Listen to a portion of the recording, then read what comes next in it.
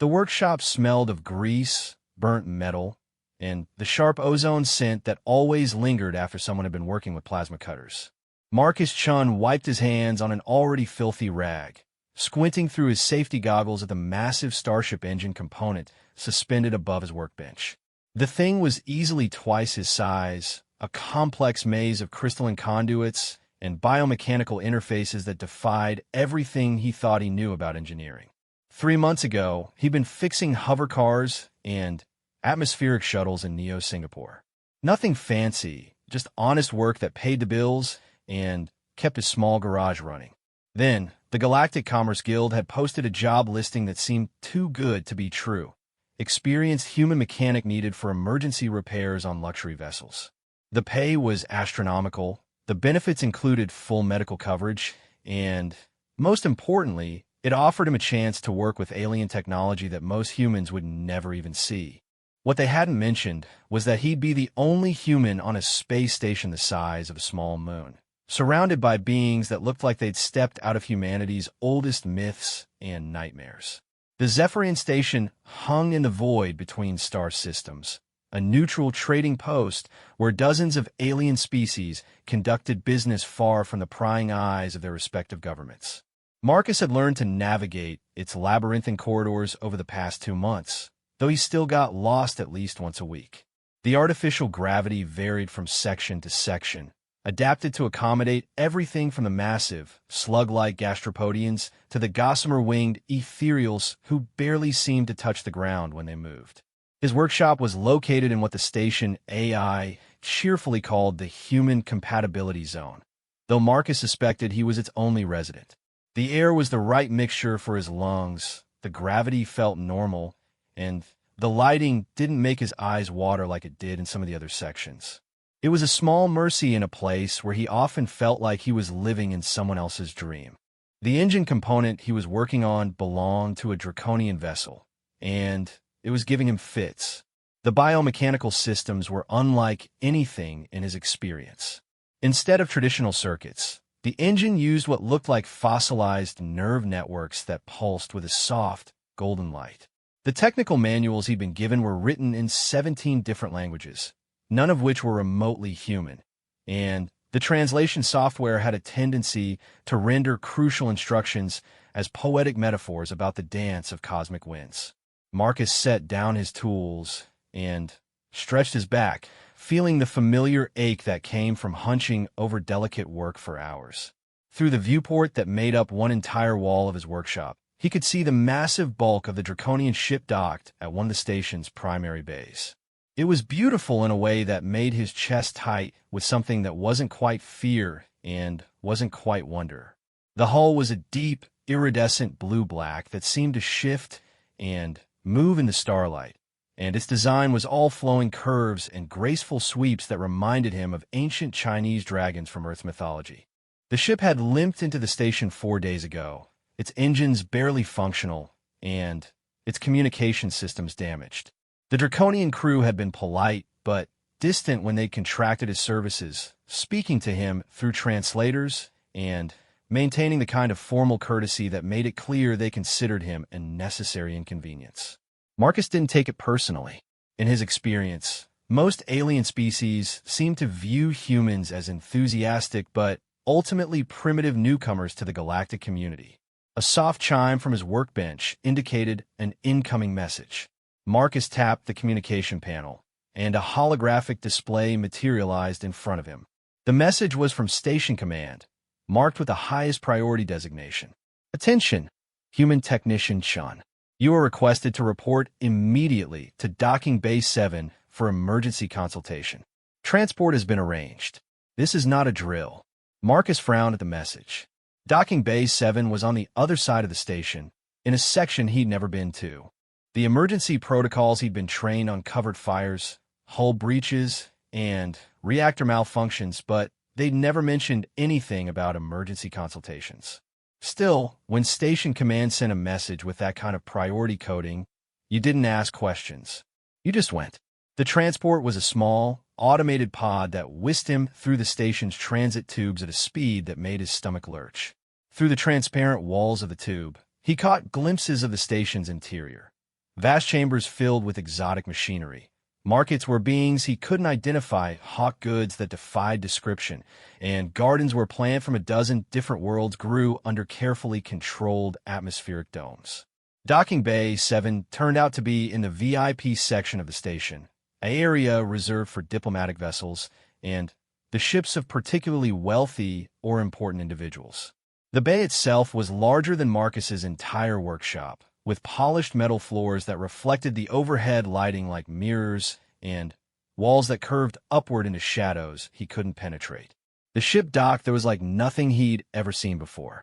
Where most vessels, even alien ones, had a certain utilitarian quality to their design, this one was clearly built to be a work of art.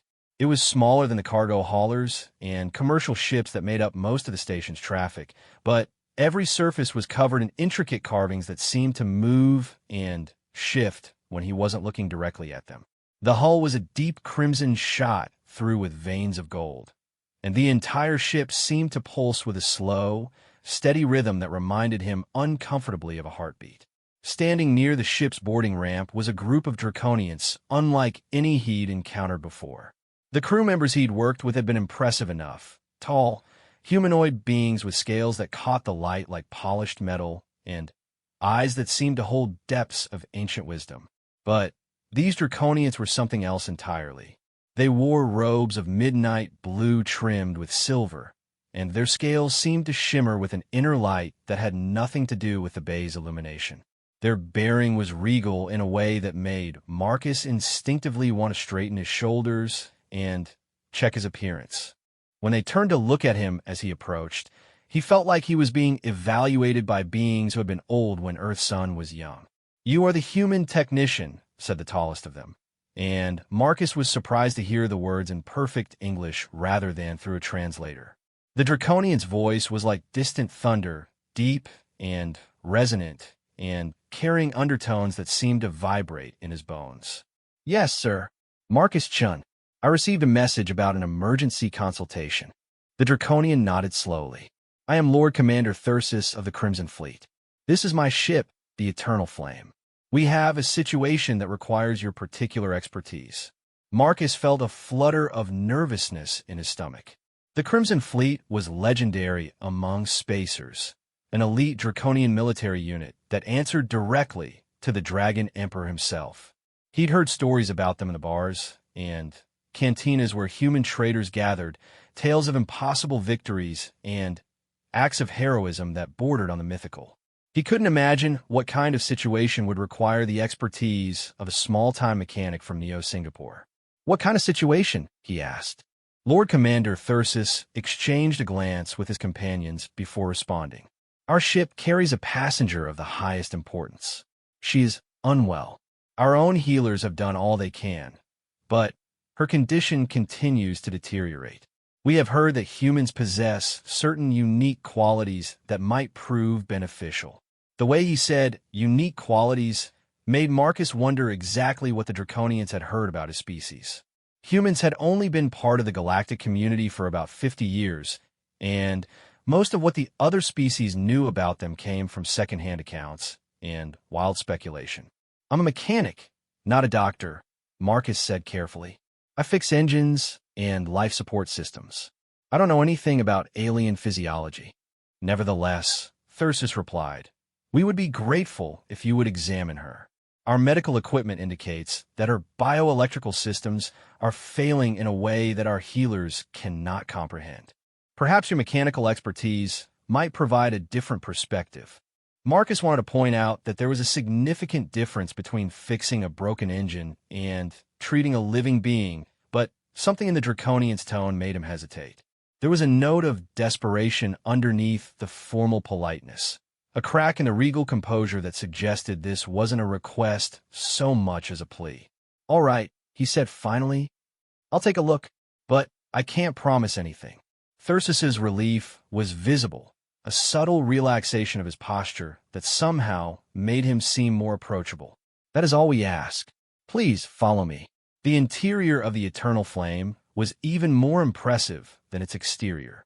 The corridors were lined with what looked like living wood that pulsed gently with bioluminescent veins, and The air carried a faint scent of ozone and something floral that Marcus couldn't identify. Everything was sized for beings larger than humans, forcing him to look up at the soaring ceilings and ornate fixtures that seemed to grow from the walls rather than being attached to them. They passed through several chambers that served purposes Marcus could only guess at.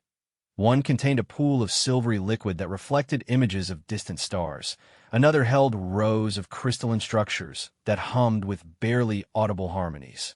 The ship felt less like a vehicle and more like a living temple, every surface bearing traces of artistry and craftsmanship that spoke of a culture with very different values than the utilitarian societies Marcus was familiar with. Eventually, they arrived at what was clearly a medical bay, though it looked nothing like the sterile, white-walled infirmaries Marcus had seen on human ships. The chamber was circular, with a domed ceiling that displayed a slowly shifting pattern of constellations. The walls were covered with screens showing complex bio-readouts and diagnostic information in the flowing script of the Draconian language, and the air hummed with the quiet activity of advanced medical equipment. In the center of the room was a bed that looked more like an altar, carved from what appeared to be a single piece of black stone shot through with veins of gold. And lying on that bed was the most beautiful and terrifying being Marcus had ever seen. She was clearly draconian, but where the others he'd met had scales and shades of green, blue, or silver, hers were a deep, lustrous black that seemed to absorb light rather than reflecting it. Her features were more delicate than those of the male draconians, with high cheekbones and a narrow jaw that gave her an almost ethereal quality. But it was her eyes that truly captured Marcus's attention. They were the color of molten gold, and when they fixed on him as he entered the room, he felt like she could see straight through to his soul. She was dying. Even without medical training, Marcus could see that. Her breathing was shallow and irregular, and the bioluminescent patterns that traced along her scales flickered weakly, like a failing electrical system. The medical displays around the room painted a grim picture of cascading organ failure and systemic collapse that he didn't need to be a doctor to understand.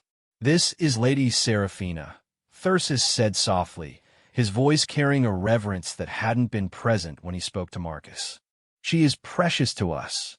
Marcus stepped closer to the bed, his mechanical instincts automatically cataloging what he could see. The patterns on her scales definitely looked like some kind of bioelectrical network, similar to the systems he'd been working on in the Draconian engines. The flickering was irregular, following no pattern he could discern, and some sections seemed to be going dark entirely. "What exactly is wrong with her?" he asked. One of the other Draconians, an elderly female whose scales had turned silver with age, stepped forward. "I'm Healer Vexhai. Lady Seraphina suffers from a condition we call soul flame syndrome. Her bioelectrical systems are experiencing cascading failures that our medicine cannot halt. The flame that powers her life force grows weaker by the hour." Marcus nodded, though he didn't entirely understand. "And you think I might be able to help because humans interact with bioelectrical systems in ways other species do not," Vexhai explained. "Your people are conductors in a sense. You can channel and redirect energies that we cannot touch directly. It is a rare gift, and one that might prove crucial in this situation." Marcus felt a chill run down his spine. He'd heard rumors about humans having unusual interactions with alien technology, but he'd always assumed they were exaggerations. The idea that his species might have some kind of innate ability to manipulate bioelectrical systems was both fascinating and terrifying. "What would you need me to do?" he asked. Thyrsis and Vexhai exchanged another of those meaningful glances. "We need you to touch her," Thyrsis said simply, "to make physical contact and see if you can sense what we cannot. Your bioelectrical field might be able to provide the stabilization her systems require." Marcus stared at him. "You want me to touch a dying alien princess because you think my species has magic hands?" "Not magic," Vexhai corrected gently. "Science that we do not yet fully understand. And Lady Seraphina is not merely a princess. She is the heir to the dragon throne, the future empress of the Draconian Empire. Her death would destabilize our entire civilization. The weight of that statement hit Marcus like a physical blow. He was being asked to potentially save the life of one of the most important beings in known space, using abilities he wasn't even sure he possessed. It was absurd. It was terrifying. It was completely outside anything he'd ever been trained for. But looking down at Lady Seraphina, seeing the way her golden eyes tracked his movements with desperate hope, Marcus knew he couldn't refuse. "All right," he said, rolling up his sleeves. "Tell me exactly what I need to do." Marcus stood beside the ornate bed, his hands trembling slightly as he prepared to touch an alien being whose death could apparently throw an entire galactic empire into chaos. The medical bay had fallen silent except for the soft humming of monitoring equipment and the shallow, irregular breathing of Lady Seraphina. Healer Vexai had spent the better part of an hour explaining the theoretical basis for what they were about to attempt. According to Draconian medical science, every living being possessed what they called a bioelectrical matrix, essentially the electrical patterns that governed everything from neural activity to cellular regeneration. In most species, this matrix was self-contained and self-regulating. But humans apparently had matrix patterns that were unusually adaptable and could interface with other bioelectrical systems in ways that defied conventional understanding. The key, Vexai had explained, is to establish contact gradually. Your bioelectrical field will naturally seek to synchronize with hers, but the process must be controlled or you risk damaging both systems. Marcus wasn't entirely convinced that he understood what was being asked of him, but he'd worked with enough complex systems to recognize the basic principle. It was like connecting two different power grids. You had to match frequencies and voltage levels or risk catastrophic feedback. Lord Commander Thyrsis stood at the foot of the bed, his expression grim but determined. "Lady Seraphina," he said softly, "the human technician is here. He is going to attempt to help stabilize your systems." Her golden eyes turned toward Marcus, and he saw intelligence there despite her obvious weakness. When she spoke, her voice was barely above a whisper, but it carried the same musical quality he'd noticed in other draconian speech. "Thank you," she said in accented but clear English. "I know this is unusual for you." Marcus managed a weak smile. "Lady, you have no idea how unusual my whole life has gotten lately." That earned him what might have been a small laugh, though it was quickly cut off by a coughing fit that made the bioluminescent patterns on her scales flicker wildly. Vexai immediately moved to her side, running some kind of handheld scanner over her torso. "The degradation is accelerating," the healer announced grimly. "We must proceed immediately."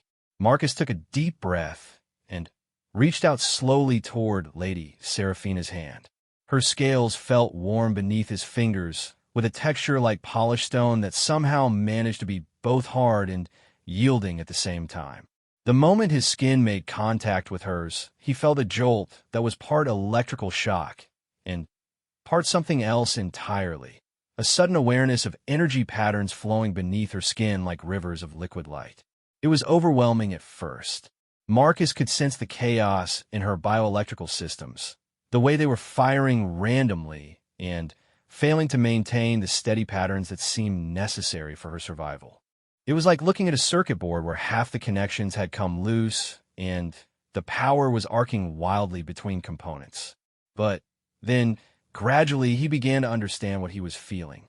His own bioelectrical field was indeed interfacing with hers, and he could sense the natural rhythm that her systems were trying to maintain. It was like hearing a song that was being sung off-key and gradually learning to identify the correct melody. "I think I can feel it," he said softly, his eyes closed in concentration. "It's like her systems are trying to sync up to something, but they can't find the right frequency." Vexai leaned forward eagerly. "Yes, that is precisely what we have observed. Her bioelectrical matrix is attempting to maintain coherence, but the synchronization protocols have been disrupted. Can you sense what the correct pattern should be?" Marcus frowned, focusing more intently on the energy flows he could feel beneath his fingers. It was strange. The more he concentrated, the clearer the patterns became. He could almost see the proper configuration that her systems were trying to achieve, like looking at a puzzle where most of the pieces were in place, but a few crucial ones were missing or turned the wrong way. "I think so," he said, "but I'm not sure how to help fix it. I can feel what's wrong, but I don't know how to make the corrections." "Try to guide your own bioelectrical field into alignment with the correct pattern," Vexai suggested. "If our theories are correct, her systems should naturally follow your lead." Marcus had no idea how to consciously control his bioelectrical field, but he tried to visualize the patterns he was sensing, imagining his own energy flows shifting to match what felt like the correct rhythm. To his surprise, something seemed to respond to his efforts. He could feel a subtle change in the energy patterns beneath his fingers, as if Lady Seraphina's systems were indeed trying to sync up with his. For a moment, it seemed to be working. The chaotic flickering of her scale patterns stabilized slightly, and her breathing became more regular. But then something went wrong. The energy flows spiked wildly, and Marcus felt a sudden, sharp pain shoot up his arm. He jerked his hand back instinctively, breaking the connection. Lady Seraphina gasped, her eyes snapping open as her bioelectrical patterns returned to their previous chaotic state. "I'm sorry," Marcus said, shaking his hand to get rid of the lingering, tingling sensation.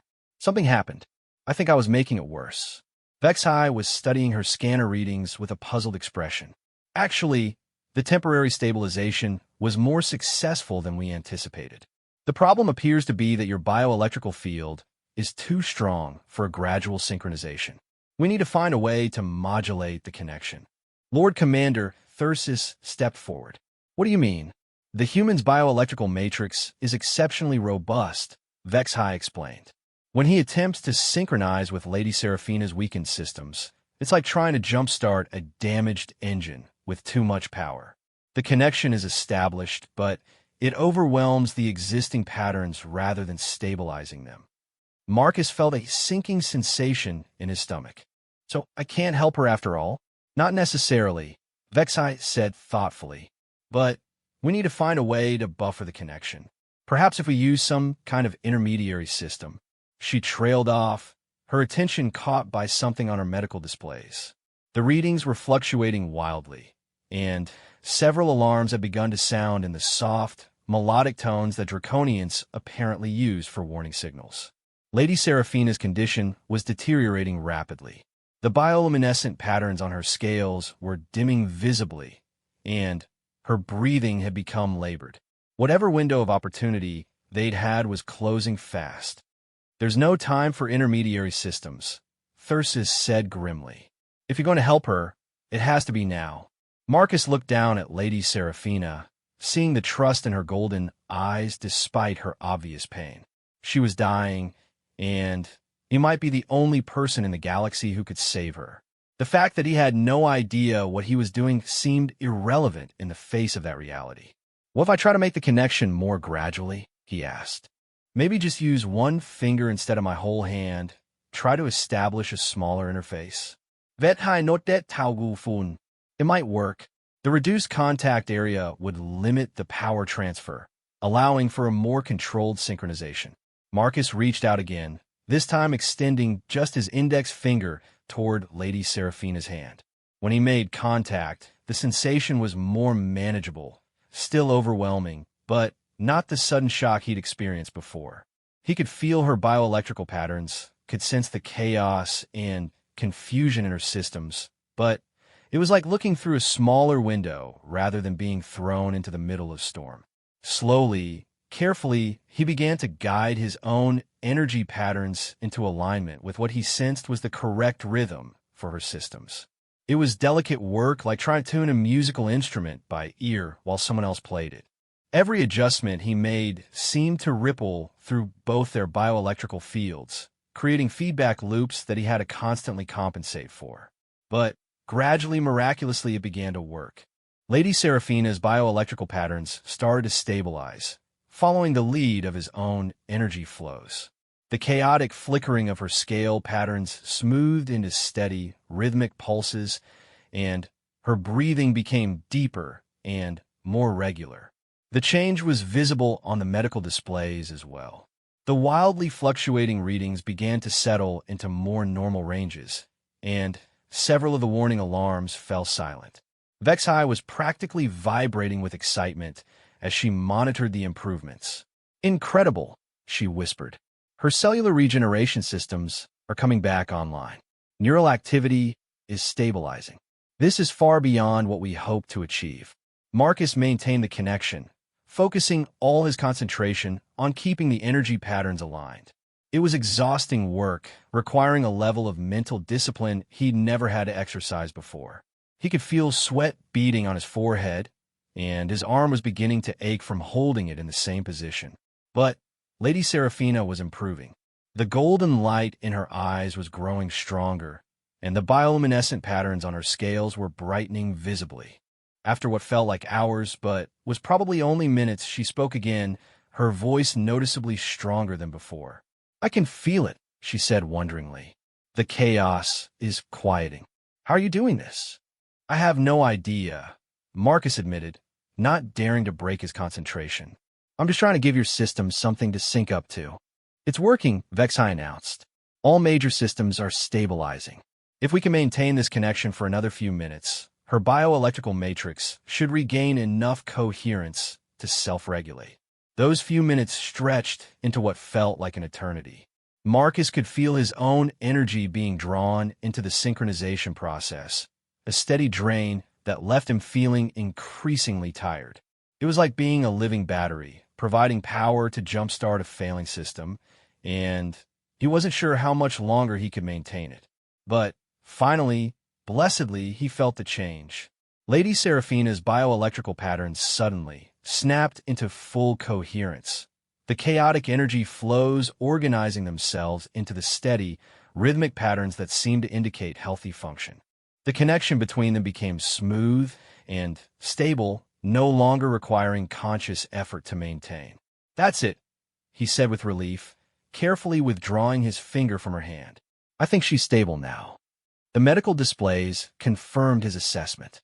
Lady Seraphina's vital signs had normalized, and the bioluminescent patterns on her scales were now pulsing with steady, healthy light. She sat up slowly, testing her movements with the careful attention of someone who had been near death just minutes before. "How do you feel?" Vexai asked, running her scanner over Lady Seraphina's body. "Strong," she replied, flexing her fingers experimentally. "Whole. It's like a great weight has been lifted from my spirit." She turned her golden eyes toward Marcus. "Thank you. I owe you a debt that I can never properly repay." Marcus felt his cheeks flush with embarrassment. "I was just doing what anyone would do." "No," Lord Commander Thyrsus said firmly. "What you just accomplished, there are perhaps a dozen beings in the galaxy who possess the theoretical knowledge to even attempt such a procedure. And none of them are human. You have achieved something that should be impossible." "Actually," Vexai interjected thoughtfully, "I don't think it should be impossible at all. I think we've been approaching bioelectrical healing from the wrong direction entirely. Human bioelectrical fields appear to be naturally adaptive in ways ours are not. Instead of trying to impose specific patterns from outside, the way our healing methods do, humans seem to be able to provide a template that other bioelectrical systems can follow." Marcus wasn't sure he understood all the technical implications, but he could see that the Draconians were excited about something more than just Lady Seraphina's recovery. There was a gleam in their eyes that suggested they were seeing possibilities that extended far beyond this single medical emergency. Lady Seraphina swung her legs over the edge of the bed, moving with a grace that reminded Marcus of a dancer or a martial artist. The simple action seemed to confirm that her recovery was complete. Whatever had been wrong with her bioelectrical systems, the synchronization process had apparently fixed it entirely. "I need to contact my father immediately," she said to Thyrsus. "He will want to know that the crisis has passed." Thyrsus nodded. "Of course, Your Highness. But perhaps we should also discuss other implications of what has just occurred." Lady Seraphina's eyes sharpened. "You mean the fact that a human mechanic has just demonstrated healing abilities that our most advanced medical science cannot match?" "Among other things, yes." Marcus felt a chill run down his spine. He was beginning to realize that his life had just taken another dramatic turn, and he wasn't sure he was ready for whatever came next. "What kind of other implications?" he asked warily. Lady Seraphina and Lord Commander Thyrsis exchanged a look that seemed to carry entire conversations. When she turned back to Marcus, her expression was serious but not unkind. "Mr. Chun," she said formally, "you have just saved the life of the heir to the Draconian Empire. Beyond the personal debt I owe you, there are political considerations that must be addressed. Your abilities could have significant implications for interspecies relations throughout the galaxy."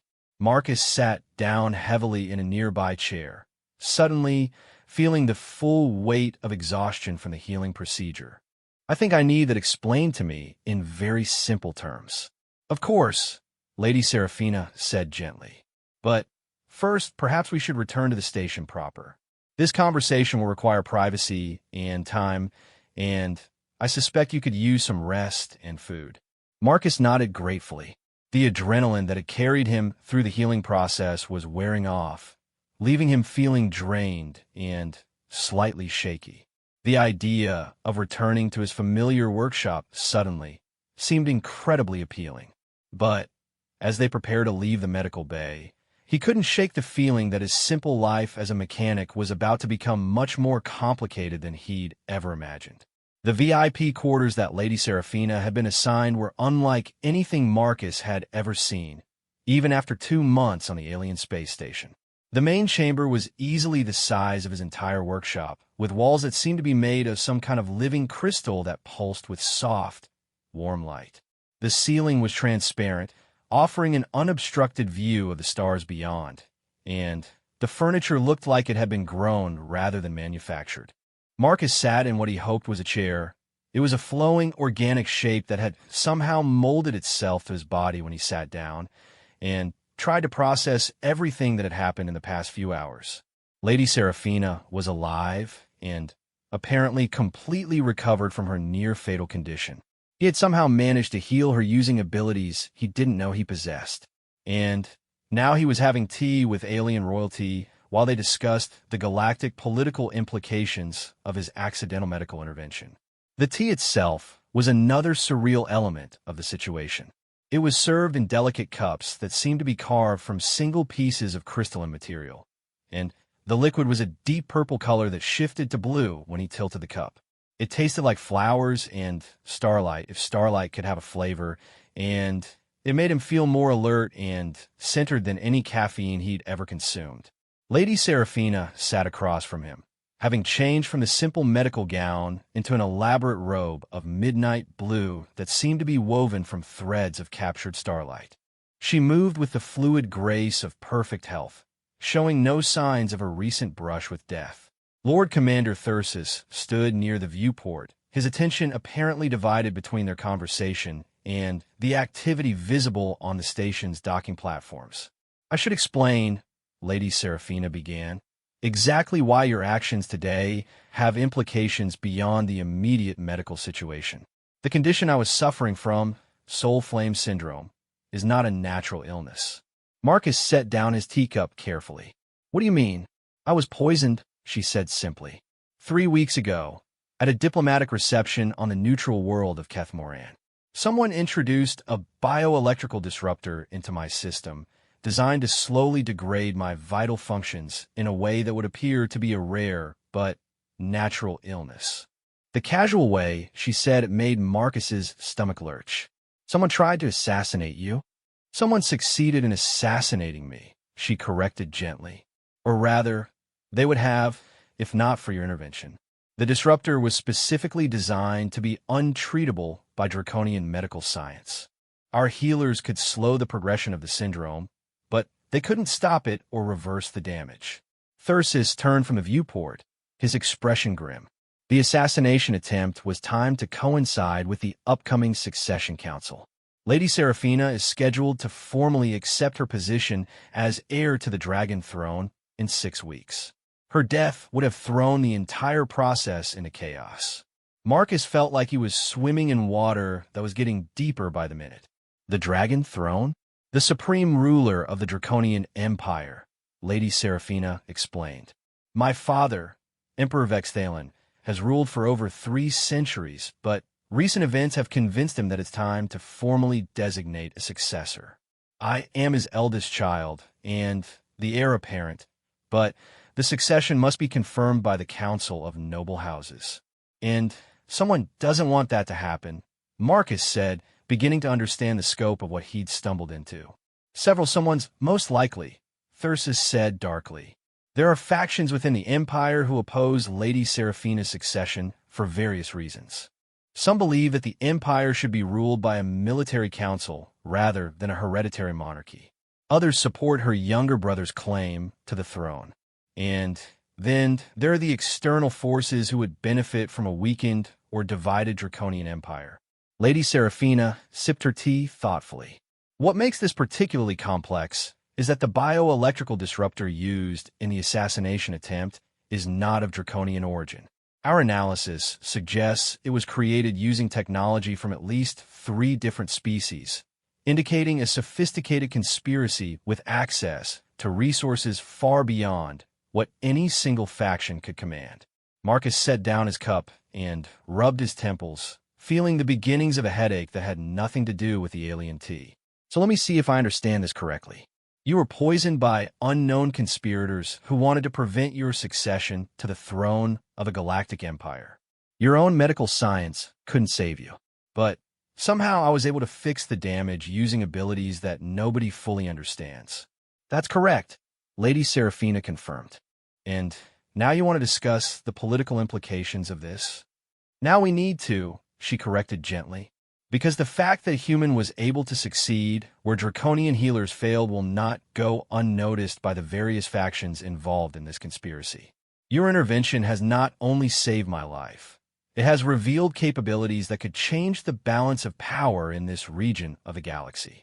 Thyrsis moved away from the viewport and sat in another of the flowing chairs. The Draconian Empire has been the dominant military and economic force in this sector for over a millennium. Our technology, our fleets, our political influence, all of these have been built on the assumption that we are the most advanced species in the region. But what you accomplished today suggests that humans might possess abilities that we cannot match or counter. I fixed a medical problem, Marcus protested. I'm not a threat to anybody's empire. You cured a condition that was specifically designed to be incurable by our medical science, Lady Seraphina pointed out. And you did it using methods that we don't understand and cannot replicate. From a military and political perspective, that represents a significant strategic advantage. Marcus felt a chill of understanding. You think other species are going to see humans as a threat because of what happened today. I think other species are going to see humans as either a threat or an opportunity, Thyrsis said grimly. And either reaction could have serious consequences for your people. Lady Seraphina leaned forward in her chair. Marcus, may I call you Marcus? Humanity is still a very young member of the galactic community. Your species has been part of interstellar civilization for less than 50 years. In that time, you've been largely ignored by the major powers because you were seen as primitive and harmless. But if word spreads that humans possess advanced bioelectrical manipulation abilities, everyone's going to want a piece of us, Marcus finished. Either to use our abilities for their own purposes or to make sure we can't use them against theirs. Precisely. And, unfortunately, the news of your intervention today cannot be contained indefinitely. Too many people witnessed what happened. Medical staff, ship's crew, station personnel. Within days, if not hours, the story will begin to spread through the informal networks that connect every space station, trading post, and diplomatic facility in this region. Marcus stood up and walked to the viewport, looking out at the vast expanse of stars. Somewhere out there was Earth, a small blue world where the biggest problem most people faced was traffic congestion or bad weather. The idea that his actions here could somehow threaten the safety of his entire species was almost too large for him to grasp. So what do you suggest? He asked finally. Lady Seraphina and Thyrsis exchanged another of their meaningful looks. There are several options, she said carefully. The simplest would be for you to return to Earth immediately and hope that the story doesn't spread far enough to attract attention from the major powers. But you don't think that would work, Marcus said. No, I don't. The story is already spreading. Within a week, every intelligence agency in the galaxy will have heard some version of what happened here today. Running away might buy you time, but it won't solve the fundamental problem. Thyrsis leaned forward. The alternative is to take control of the narrative before others can define it for you. Rather than allowing humans to be seen as an unknown quantity with potentially dangerous abilities, we could work to position your species as valuable allies with beneficial capabilities. Marcus asked. Lady Seraphina stood and moved to join him at the viewport. The Draconian Empire has no interest in seeing humanity become either a threat or a target. We prefer stability and predictable partnerships over chaos and uncertainty. If we were to formally recognize humans as valuable allies, it would provide your species with protection from those who might seek to exploit or eliminate you. Marcus turned to look at her, noting the way the starlight caught the golden flecks in her scales. And what would the Draconian Empire want in return for this protection? Access to human bioelectrical manipulation abilities, of course, she said simply. Not exclusive access, but a formal partnership that would allow us to study and understand your capabilities while ensuring they are used for beneficial purposes. The proposal was both tempting and terrifying. On one hand, having the protection of a major galactic power would certainly be better than facing the unknown threats that might emerge from the spread of rumors about human abilities. On the other hand, Marcus wasn't sure he wanted to be responsible for binding his entire species to an alien empire, no matter how benevolent they seemed. I'm just a mechanic, he said finally. I don't have the authority to make decisions for all of humanity. No, Lady Seraphina agreed. But you are the human who demonstrated these abilities. Your voice will carry significant weight in any discussions about how to proceed. And time is not on our side. Decisions will have to be made quickly. A soft chime sounded in the chamber, and Thyrsis touched a control panel that Marcus hadn't noticed before.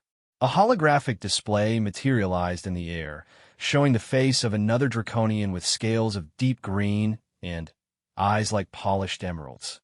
Lord Commander, the figure said, forgive the interruption, but we have received priority communications from both the Imperial Palace and the Dragonfleet Command. Word of Lady Seraphina's recovery has already reached the highest levels of government. Emperor Vexthalen wishes to speak with his daughter immediately. Thyrsis nodded grimly. Patch him through on the secure channel, and prepare a full briefing packet on the human involvement for transmission to Fleet Command. The holographic display shifted, and suddenly Marcus found himself looking at one of the most powerful beings in known space. Emperor Vexthalen was massive, even by Draconian standards, with scales of deep gold that seemed to generate their own light. His eyes held the weight of centuries, and when his gaze fixed on the display, Marcus felt like he was being evaluated by a force of nature. Daughter, the Emperor said, and his voice carried the same musical quality as Lady Seraphina's, but with undertones that seemed to resonate in the bones of the ship itself. I'm told that you are well. I am, Father. The crisis has passed, and I am told that your recovery was accomplished through the intervention of a human technician. Lady Seraphina's posture straightened almost imperceptibly. That is correct. Marcus Chun of Earth demonstrated bioelectrical manipulation abilities that proved crucial to treating the effects of the disruptor.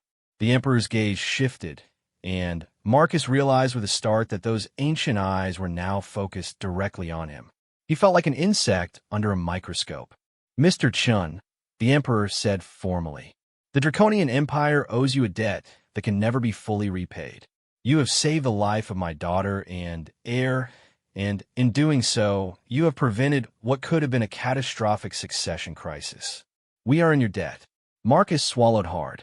I was just trying to help, Your Majesty. Nevertheless, your actions have had consequences that extend far beyond the immediate medical situation. I am told that your abilities represent previously unknown capabilities of your species. So everyone keeps telling me, Marcus said, then immediately wondered if humor was appropriate when speaking to an alien emperor. To his surprise, Emperor Vexthelen's expression softened slightly, and Marcus thought he detected something that might have been amusement in those ancient eyes. Indeed, and it presents us with interesting challenges and opportunities.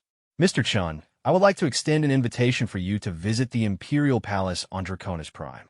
There are matters we should discuss regarding the future relationship between our species. Marcus felt the weight of history settling on his shoulders. This was it, the moment when his simple life as a mechanic would officially end, and whatever came next would begin. I would be honored, Your Majesty, he heard himself say. Excellent. Lady Seraphina, you will accompany Mr. Chun to ensure his safety and comfort during the journey. Lord Commander Thyrsus, prepare the eternal flame for immediate departure to the Imperial system. Father, Lady Seraphina interjected, is that wise? The Succession Council is only 6 weeks away, and my public schedule can be adjusted, the Emperor said firmly. Recent events have changed our priorities. The implications of human bioelectrical abilities must be understood and addressed before word spreads further through the galaxy. We have a narrow window of opportunity to control the narrative, and we must act decisively. Marcus realized that his simple rescue mission had just become something much larger and more dangerous. He was about to travel to the heart of the Draconian Empire as the guest of alien royalty, carrying with him the future relationship between humanity and one of the galaxy's major powers. The conversation continued for several more minutes, covering details of travel arrangements and security protocols that went completely over Marcus's head. But throughout it all, he found himself watching Lady Seraphina, noting the way she carried herself with such natural authority despite her youth, the way her eyes seemed to catch and hold light like precious stones. When the communication with the Emperor finally ended, the chamber fell into contemplative silence. Marcus realized that in the space of a single day, his life had become something unrecognizable. This morning, he'd been a simple mechanic working on alien engines. Now, he was apparently some kind of galactic diplomat, carrying with him abilities that might change the balance of power between species. Are you all right? Lady Seraphina asked gently, noting his expression. I'm not sure, Marcus said honestly. This is all happening very fast. I know, and I'm sorry that you've been drawn into something so complex. But, Marcus, what you did today, what you accomplished, it could mean the beginning of a new era for both our species. Marcus looked out at the stars again, thinking about the small blue world somewhere in the darkness where his old life was waiting. Somehow, he didn't think he would be returning to it anytime soon. The journey to Draconis Prime took 3 days through hyperspace, traveling in the most luxurious vessel Marcus had ever seen. The Eternal Flame was technically a military ship, but it had been designed for the comfort of Imperial dignitaries rather than combat efficiency. Every surface was a work of art. Every chamber seemed to have been designed by someone who understood that beauty and function were not mutually exclusive concepts. Marcus had been given quarters that were larger than his apartment back on Earth, with walls that displayed slowly shifting patterns of deep space phenomena, and furniture that somehow managed to be both alien and comfortable. He'd spent the first day of the journey trying to understand the ship's systems, fascinated by the biomechanical interfaces that seemed to respond to thought as much as touch. But gradually, the reality of his situation had begun to sink in, and he'd found himself spending more time staring out the viewports at the swirling patterns of hyperspace. Lady Seraphina had been an attentive host, checking on him regularly and patiently answering his questions about draconian culture and politics. But Marcus could see the tension in her posture, the way her golden eyes seemed to constantly evaluate threats and possibilities that he couldn't perceive. The closer they got to the Imperial system, the more she seemed to transform from the grateful patient he'd helped into the Imperial heir she was born to be. On the morning of the 3rd day, she found him in the ship's observation lounge, staring out at the stars as they prepared to drop out of hyperspace. We'll be arriving at Draconis Prime in about an hour, she said, settling into the chair beside him. Are you ready for this? Marcus turned to look at her, noting the formal court dress she was wearing instead of the comfortable robes she'd favored during the journey. The midnight blue fabric was shot through with threads of gold that seemed to move with their own light, and her scales had been polished to a mirror finish that caught every photon in the chamber. I don't think anyone could be ready for this, he said honestly. I'm about to meet with the ruler of an interstellar empire to discuss abilities I don't understand, representing a species that doesn't know I'm here. What could possibly go wrong? Lady Seraphina's expression softened. Marcus, I want you to understand something important. My father is many things. An emperor, a strategist, a being who has lived for over 4 centuries. But, above all, he is honorable. He will not try to take advantage of you or use you against your will. Whatever agreement we reach, it will be based on mutual benefit and respect. And what if I can't do what I did for you again? Marcus asked. What if it was some kind of fluke that I can't replicate? Then, we'll deal with that situation when it arises. But, Marcus, I don't think it was a fluke. Over the past 3 days, I've been monitoring my own bioelectrical systems, and they're more stable than they've been in years. Whatever you did to me, it wasn't temporary. You didn't just treat the symptoms of the disruptor. You actually improved the fundamental functioning of my bioelectrical matrix. Before Marcus could respond, the ship's communication system activated with a melodic chime. Lord Commander Thyrsus's voice filled the lounge. Your Highness, Mr. Chun, we are dropping out of hyperspace and approaching the Draconis system. You may want to view our arrival from the main observation deck. Lady Seraphina stood gracefully. Come on, you should see this. The main observation deck was a vast chamber at the front of the ship, with transparent walls that provided an unobstructed view in almost every direction. As the eternal flame dropped out of hyperspace, Marcus found himself looking at a sight that took his breath away. Draconis Prime hung before them like a jewel against the velvet backdrop of space. The planet was larger than Earth, with continents that seemed to glow with their own inner light, and oceans that shifted between deep blue and silver as the system's twin suns played across the surface. 3 moons orbited the world, each one showing signs of extensive terraforming and development. But it was the space around the planet that truly captured Marcus's attention. The orbital infrastructure was on a scale that dwarfed anything humanity had ever attempted. Massive space stations hung in perfect formation around the planet, connected by streams of light that Marcus realized were transit tubes carrying people and cargo between facilities. Fleets of ships moved in carefully orchestrated patterns, everything from small personal craft to massive vessels that looked like they could swallow Earth's largest space stations. Welcome to the heart of the Draconian Empire, Lady Seraphina said softly. Home to over 12 billion souls across the planet and orbital habitats. Marcus shook his head in amazement. It's incredible. How old is this civilization? Our recorded history goes back over 50,000 years, she replied. But our people have been spacefaring for much longer than that. This system has been the center of our empire for 20 millennia. As they approached the planet, Marcus could see more details of the orbital infrastructure. The space stations weren't just functional. They were works of art with flowing curves and organic shapes that seemed to grow from the void itself. Some appeared to be purely industrial, while others were clearly residential or administrative. And moving between them all were the transit streams, rivers of light that connected every facility in an intricate web. The palace is located on the largest orbital platform, Lady Seraphina explained, pointing to a structure that looked less like a space station and more like a floating city. It's been the seat of imperial government for over 3,000 years. The Imperial Palace Station was enormous, easily 50 kilometers across, and shaped like a flowering crystal that caught and reflected the light of the twin suns. As the eternal flame approached, Marcus could see that what he'd taken for a single structure was actually a collection of interconnected buildings and gardens, all enclosed within a transparent shell that protected them from the vacuum of space.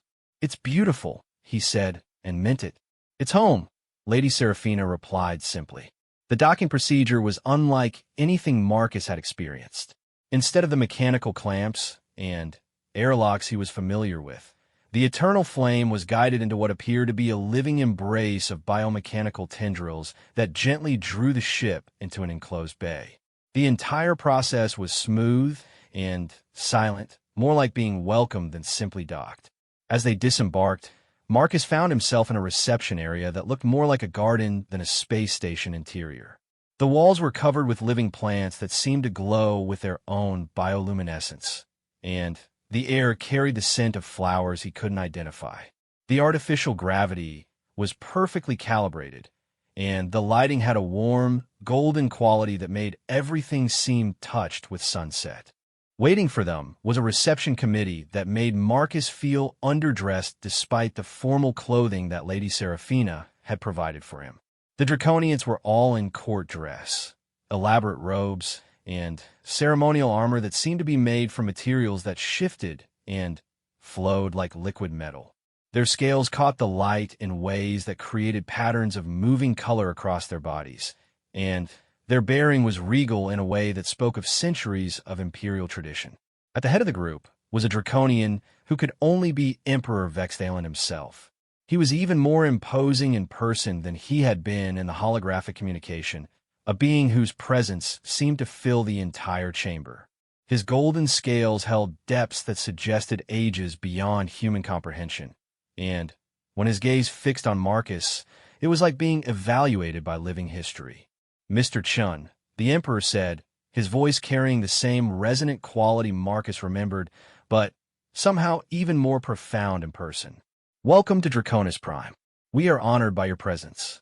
Marcus bowed awkwardly, unsure of the proper protocol for greeting an alien emperor. The honor is mine, your majesty. Thank you for inviting me. The pleasure is entirely mine. You have rendered my family a service that can never be adequately repaid. The emperor's gaze shifted to his daughter. Seraphina, my dear, you look well. Better than well. I feel better than I have in years, father. Marcus's intervention was even more successful than we initially realized. Emperor Vexthalen nodded thoughtfully. Yes, I have read the medical reports. Most intriguing. But come, we should not conduct such important discussions in a docking bay. Mr. Chun, I hope you will join us for a formal dinner this evening. But first, perhaps you would like to rest from your journey and see something of the palace. The next few hours passed in a blur of wonders that challenged everything Marcus thought he knew about architecture, engineering, and the intersection of technology and art. The Imperial Palace was less a building than a living ecosystem, with chambers that seemed to grow and change based on their function, and gardens that thrived in the carefully controlled environment of the orbital station. His guest quarters were in what Lady Seraphina called the diplomatic wing, a series of chambers designed to accommodate visitors from dozens of different species. The room assigned to him had been configured for human preferences, with familiar gravity and atmosphere, but the furnishings were pure draconian artistry, flowing shapes that seemed to emerge from the walls themselves, and windows that could display either real views of space or generated scenes from a dozen different worlds. As he prepared for the formal dinner, Marcus tried to process everything that had happened to him over the past few days.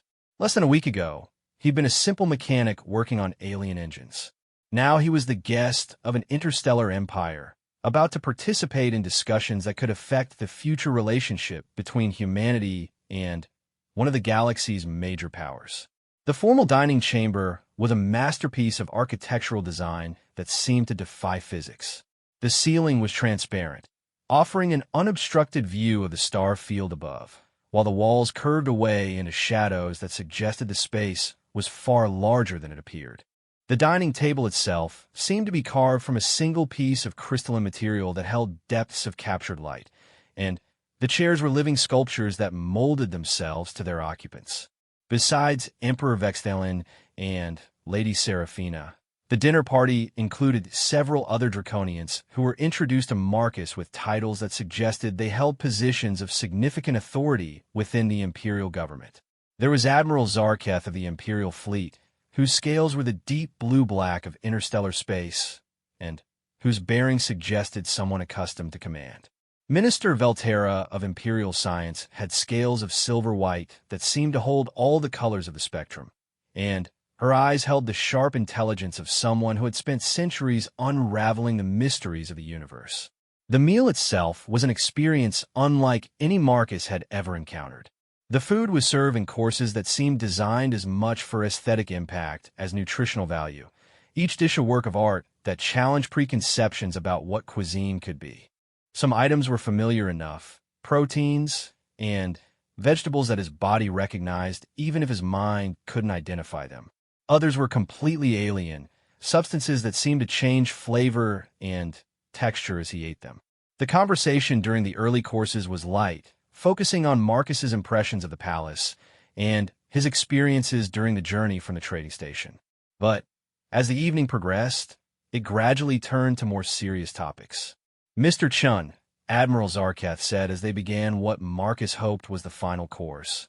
I understand that your intervention in Lady Seraphina's medical crisis was accomplished without any formal training in bioelectrical manipulation. That's correct, Marcus replied. I had no idea I could do anything like that until I tried. I was just following the healer's instructions and hoping for the best. And yet you were able to accomplish what our most advanced medical science could not, Minister Velterra observed. This suggests that human bioelectrical fields operate according to principles that we do not yet understand. Emperor Vexthalen leaned forward slightly, his ancient eyes fixed on Marcus. The question before us is what this means for the future relationship between our species. Your actions have revealed capabilities that could have significant strategic implications.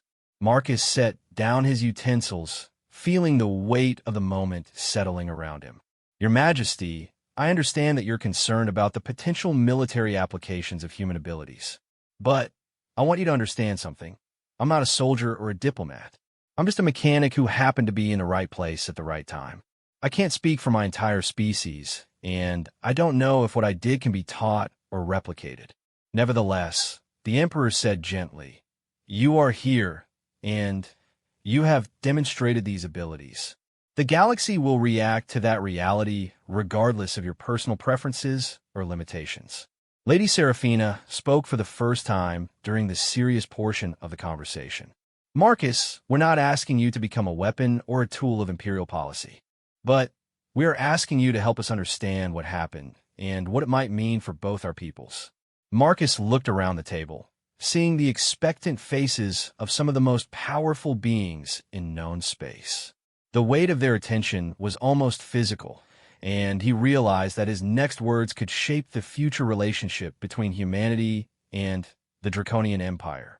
What exactly are you proposing? He asked finally. Emperor Vexthalen exchanged glances with his advisors before speaking. What we propose, Mr. Chun, is a formal partnership between the Draconian Empire and humanity. Not a treaty of subjugation or dependency, but an alliance between equals that recognizes the unique capabilities of both our species. Marcus felt his pulse quicken. I'm listening. Minister Velterra activated a holographic display that appeared above the dinner table, showing star charts and data streams that Marcus couldn't fully understand. Our analysis suggests that human bioelectrical manipulation abilities could have applications far beyond medical treatment. Theoretical models indicate potential uses in everything from starship navigation to planetary terraforming to advanced manufacturing processes. But more importantly, Admiral Zarkath added, these abilities represent a form of technology that cannot be easily replicated or countered.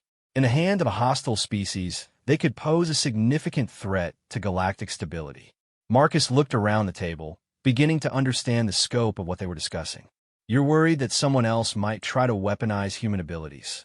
We're worried that someone else might try to weaponize humans, Lady Seraphina corrected gently. If word spreads that your species possesses these capabilities, there will be factions that attempt to either recruit or eliminate you to prevent potential threats. The Emperor leaned back in his chair, his expression thoughtful. The galaxy is not as peaceful as it might appear from humanity's perspective. There are tensions between the major powers, unresolved conflicts that have simmered for centuries, and extremist factions that would welcome any opportunity to destabilize the current balance of power.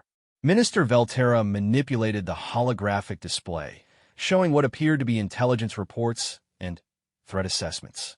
Our analysis indicates at least 6 different scenarios in which knowledge of human bioelectrical abilities could trigger significant political or military crises. The most benign outcome would be a bidding war between major powers attempting to secure exclusive access to human capabilities. The worst case would be a preemptive strike against Earth by factions that view your species as an existential threat. Marcus felt his blood run cold. Are you saying that by helping Lady Seraphina, I might have put my entire species in danger? You saved my daughter's life, the Emperor said firmly. Never doubt that your actions were right and necessary. But, yes, there may be consequences that extend beyond the immediate situation, which is why we need to act quickly to shape the narrative, Lady Seraphina said. If we can establish humanity as a valued ally of the Draconian Empire, it provides protection against those who might seek to exploit or eliminate your species. Admiral Zarketh leaned forward. The proposal is this. Earth would become a protected ally of the Draconian Empire, with full access to our technology, trade networks, and defensive capabilities. In return, humanity would provide assistance in studying and understanding bioelectrical manipulation abilities, with the goal of developing beneficial applications for both our species. And if we refuse? Marcus asked. The silence that followed his question was heavy with implications. Finally, Emperor Vexthalen spoke. Then, you would return to Earth with our gratitude, and our promise that the Draconian Empire will never move against your world. But we cannot guarantee the same restraint from other powers, and we would be unable to provide protection if threats emerge from elsewhere. Marcus stared at the holographic displays, trying to process the magnitude of what was being offered and what was at stake. This is a decision that should be made by Earth's governments, not by a mechanic from Neo-Singapore. Under normal circumstances, yes, Minister Velterra agreed. But these are not normal circumstances. The information about human bioelectrical abilities is already spreading through intelligence networks. We estimate that you have perhaps 2 weeks before the major powers begin taking official notice. Any formal alliance must be in place before that happens, where the political dynamics become much more complex and dangerous. Lady Seraphina touched a control on the table, and the holographic display shifted to show communication logs and data intercepts. We've already detected increased surveillance of Earth by at least 3 different intelligence agencies. The hegemony of United Worlds has dispatched a reconnaissance fleet to the Sol system under the pretext of a routine diplomatic mission. The Crystalline Collective has begun making inquiries about human bioelectrical research through back-channel sources. And, most concerning, Admiral Zarketh added grimly, the Shadow Syndicate has placed bounties on any humans with demonstrated bioelectrical abilities. The assassination attempt on Lady Seraphina was likely just the beginning of a broader campaign. Marcus felt like the walls of the dining chamber were closing in around him. The Shadow Syndicate, a loose confederation of criminal organizations and extremist factions that operate outside the boundaries of civilized space, the Emperor explained. They profit from chaos and instability, and they have been known to precipitate crises simply to take advantage of the resulting opportunities. They were almost certainly involved in the attempt on my life, Lady Seraphina said quietly.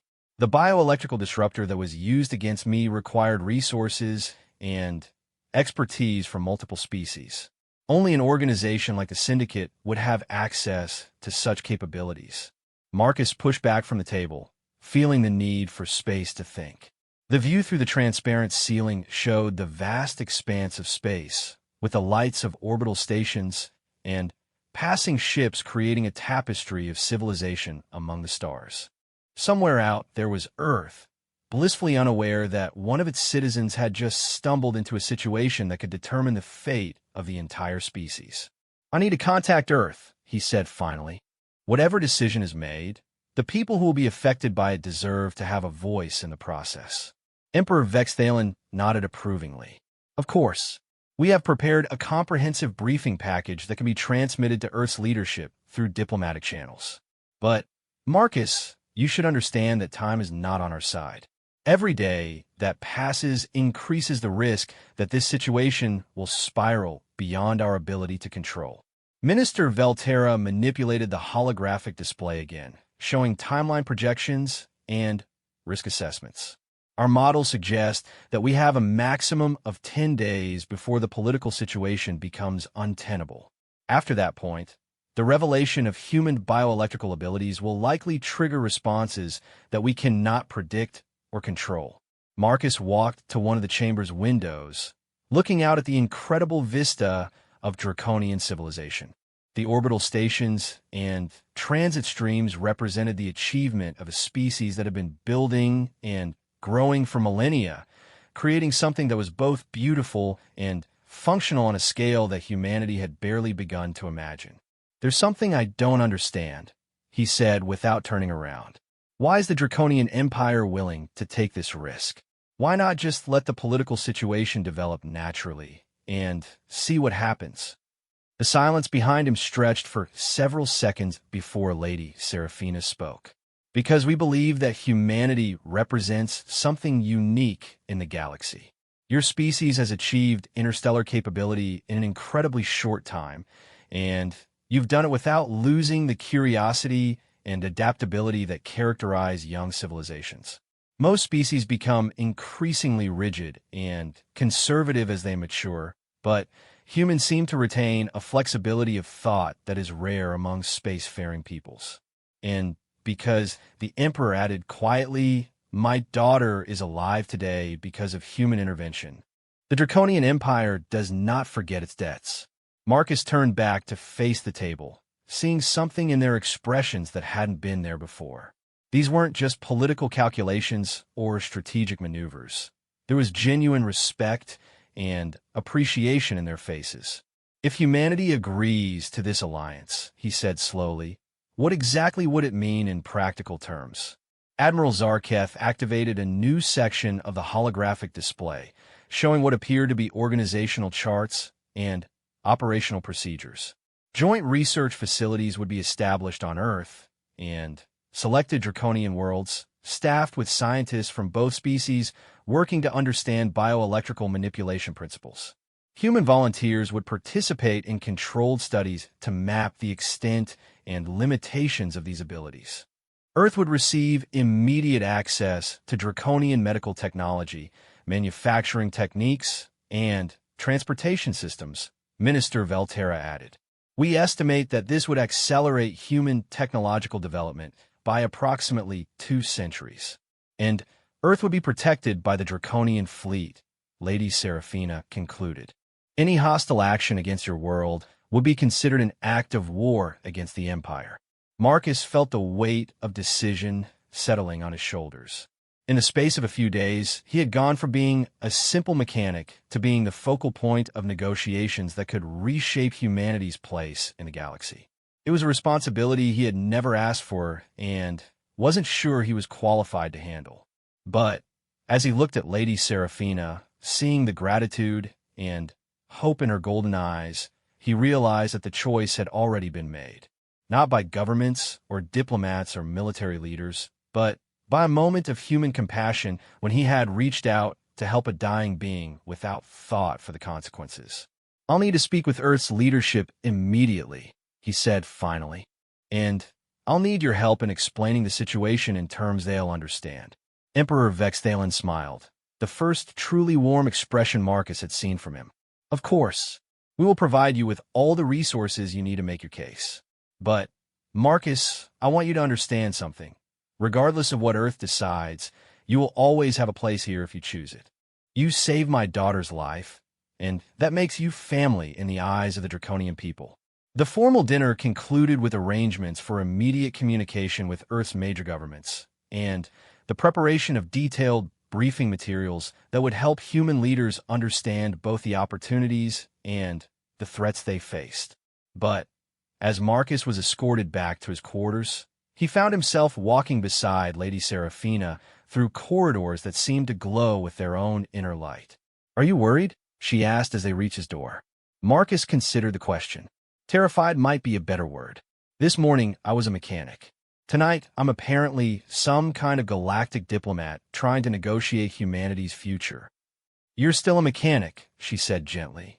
"You're just a mechanic who happened to be extraordinary when it mattered most." She paused, seeming to consider her words carefully. "Marcus, whatever Earth decides, I want you to know that you've given me more than just my life. You've given me hope that there are still beings in the galaxy who act from compassion rather than calculation."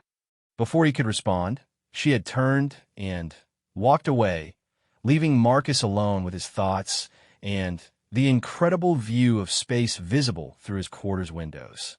Somewhere among those stars was Earth, and soon its people would have to decide whether to trust their future to an alliance with dragons. As he prepared for what might be the most important communication in human history, Marcus reflected on the strange turns his life had taken. A week ago, his biggest concern had been understanding alien engine specifications. Now he was about to help determine whether humanity would face the galaxy's challenges alone or as part of something larger than themselves.